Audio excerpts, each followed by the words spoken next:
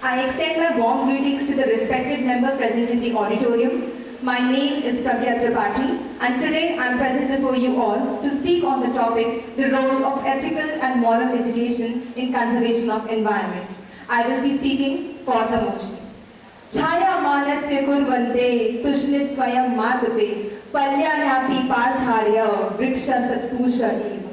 It is said that Indian mythology is a treasure of life sciences.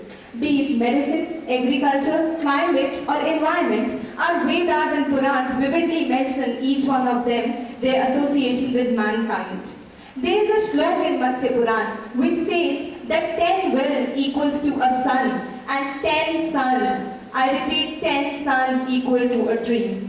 It is said that ethical and moral education is the backbone of any action, and the saying is indeed true. Ethical and moral education forms the substantial core of any commitment.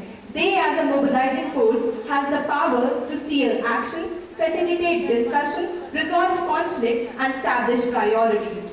Ethical and moral education have the capacity to connect theory with practice, general and traditional values with political will and create global awareness.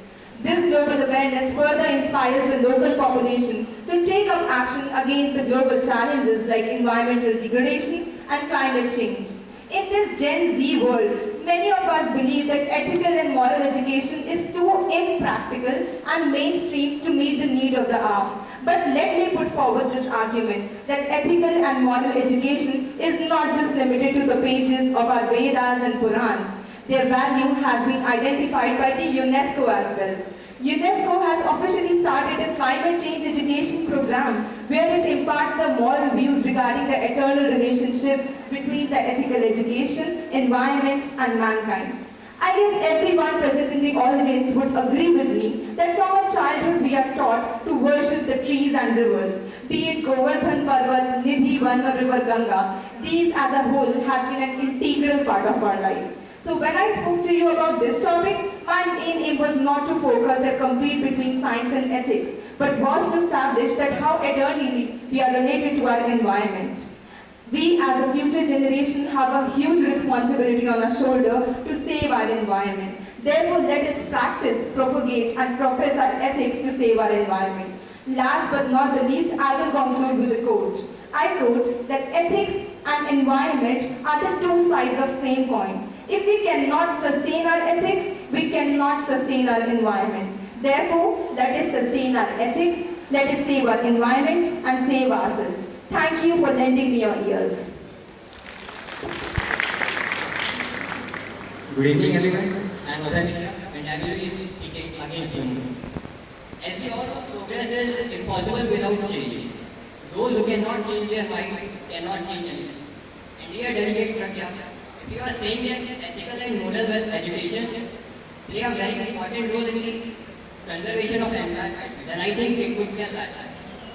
Because I would like to present a fact from the NCERT that proves that ethical and moral values doesn't play any important role. According to ecologists, if the current trend of ethical and moral education continues, then half of these species, I repeat, half of these species will wipe out by the next century. According to me, giving more importance to ethical and moral will also weaken the core of a country. Because nowadays what a country needs is the industrial power and the technology. And if you are dealing with the industry and technology, definitely it has to harm the environment. But according to me, the country will grow on its GDP, but the country cannot coincide with the ethics and morals that is very difficult for it. In this fast globalizing world, global problems like climate change, global warming are increasing day by day. And to respond effectively to these problems, we have to strike towards the scientific methods, which are giving us a thinking like that we can strike towards scientific methods. They can give us an understanding to the problem, which ethics and morals can help. And if you are tying the conservation of environment over the shoulders of ethics and morals, then I would like to present the example of a hilly area.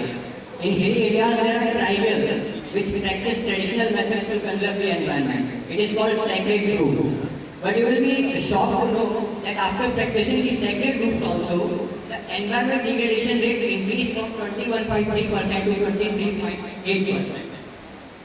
From the above argument, I would like to conclude that the science is the ultimate weapon to correct and preserve our environment without touching the industrial and technological sector of our country with a healthy environment. Thank you, everyone. Climate change is indeed a problem these days. We have to take it. Thank you, Abhay. Thank you.